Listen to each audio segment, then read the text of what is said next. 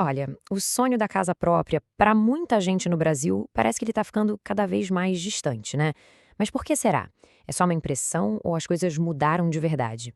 É isso que a gente vai investigar hoje, mergulhando fundo nos números para entender o que está acontecendo nesse jogo da casa própria.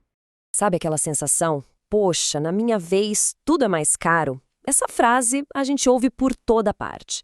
Parece que bem na hora de dar aqueles passos importantes na vida, sabe? Tipo comprar um imóvel, as regras do jogo ficaram mais duras e os custos, bem, muito mais altos. É uma frustração que está no ar em muitas conversas por aí. Mas aí fica a pergunta, né? Será que é só um sentimento coletivo, uma nostalgia de antigamente era mais fácil? Ou será que os dados, os números realmente mostram que o buraco é mais embaixo? É exatamente essa a nossa missão aqui: separar a sensação da realidade. Então, vamos começar pelo começo. Vamos entender a real dimensão desse problema, que não é só sobre dinheiro, mas sobre como ele está adiando sonhos e, de certa forma, redesenhando o futuro de uma geração inteira. E olha só, os números não mentem. Uma pesquisa da Ipsos mostrou uma coisa impressionante. O sonho da casa própria continua vivíssimo. 70% dos jovens querem isso. Mas, e esse é um grande mas, 62% deles acham que está muito mais difícil conseguir isso do que foi para a geração dos pais. Ou seja, tem um abismo entre o que as pessoas querem e o que elas sentem que é possível. E essa dificuldade toda acaba mexendo com a vida de todo mundo, né? Não é só sobre a conta bancária. A gente vê gente morando com os pais até mais tarde para tentar economizar, casais adiando a chegada dos filhos porque, poxa, os apartamentos que cabem no bolso são minúsculos, às vezes com menos de 30 metros quadrados. E a solução? Muita gente está indo para longe dos centros das cidades ou procurando trabalho remoto só para conseguir um custo de vida mais baixo. Beleza. Agora, vamos para a parte que não mente, os números. Porque, na prática, a conta para comprar um imóvel simplesmente não fecha mais como fechava antigamente. Para a gente entender isso de um jeito bem claro, vamos fazer uma simulação. Pega só esse exemplo, com dados da Finclass. Imagina um imóvel que lá em 2019 custava R$ 500 mil. Vamos ver o que aconteceria se alguém tentasse financiar esse mesmíssimo imóvel hoje. Primeiro de tudo, o preço. Aquele imóvel de 500 mil, hoje ele não custa mais isso. Com a valorização média que a gente viu no Brasil nos últimos 5 anos, de uns 30%, segundo o índice FECISAP, ele saltou para 650 mil reais. Só aí a gente já tem um belo obstáculo. Mas calma, que agora a coisa fica séria. Vamos falar da entrada. Em 2019, para esse imóvel, a entrada seria de 100 mil reais. E hoje, 195 mil. Isso é um aumento de 95%. É quase o dobro do dinheiro que precisa ter na mão só para sentar e conversar sobre financiamento. Vira uma barreira de entrada gigante, né? Complica muito a vida de quem não tem uma herança ou uma ajuda da família. E se prepare que tem mais. A renda necessária para conseguir o financiamento também explodiu. Com juros mais altos, a parcela fica maior.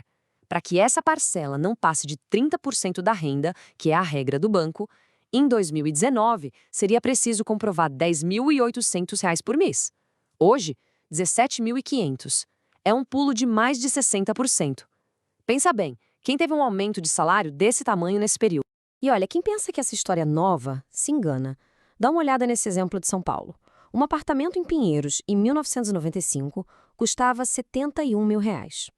Se a gente só corrigisse esse valor pela inflação, hoje ele deveria custar uns 436 mil. Mas o preço real dele no mercado?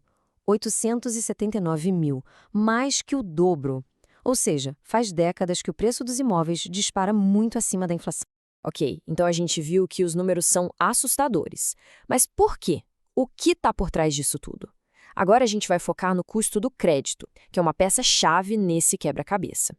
O que acontece na prática é uma espécie de sanduíche para a classe média. Pensa bem, quem tem renda mais baixa consegue, muitas vezes, contar com programas do governo, tipo Minha Casa Minha Vida, que tem juros mais baixos. Lá na outra ponta, quem tem renda muito alta, bom, essa pessoa compra à vista, né? E a classe média? Fica ali no meio, sem direito ao subsídio e sem grana para comprar à vista. É a turma que mais sofre com as condições de mercado. E falando em condições de mercado, elas ficaram mais duras. A Caixa, que é quem mais financia imóvel no Brasil, apertou as regras da entrada. No sistema saque, sabe, aquele que a parcela vai diminuindo, a entrada mínima pulou de 20% para 30%. E no sistema Price, de parcela fixa, foi pior ainda, de 30% para 50%. metade do valor do imóvel de entrada. Isso exige uma poupança que pouquíssima gente. E não é só isso. A gente tem uma combinação de outros fatores que complicam tudo.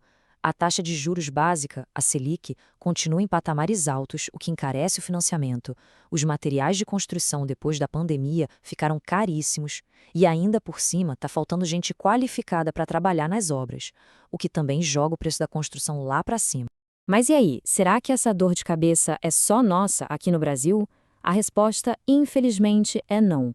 Esse é um problema que está acontecendo no mundo todo.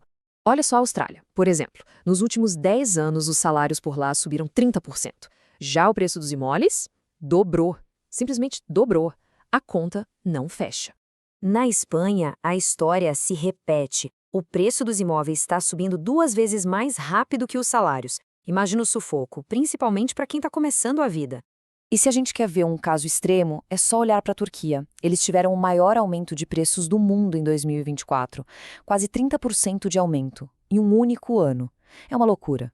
Fica claro que essa pressão imobiliária é um fenômeno global. Ok, com esse cenário todo, a grande pergunta é: e agora? Para onde a gente está indo? Vamos falar um pouco sobre o futuro da moradia e as tendências que estão surgindo. Uma coisa que está ficando cada vez mais forte é o que estão chamando de economia do aluguel. A ideia de moradia está mudando. Em vez de ter a casa, o foco vira usar a casa. O aluguel, que antes era visto como algo temporário, está se tornando a realidade permanente para muita gente. E com isso crescem também os colivings, aqueles lugares onde o pessoal divide espaços para conseguir pagar as contas. E essa tendência toda conversa com uma ideia bem maior e até polêmica, que ficou famosa numa frase atribuída ao Fórum Econômico Mundial. A de que a gente caminha para um mundo onde as pessoas não terão nada e serão felizes. É um futuro baseado em serviços e aluguéis, e não mais na posse. E tudo isso leva a gente para a pergunta que fica no ar, a grande questão. Será que a casa própria, que sempre foi o grande sonho de consumo no Brasil, está virando um artigo de luxo? Algo para poucos? Os números, como a gente viu, mostram que o caminho está bem difícil. E a resposta para essa pergunta, bom, ela vai definir o futuro de uma geração inteira.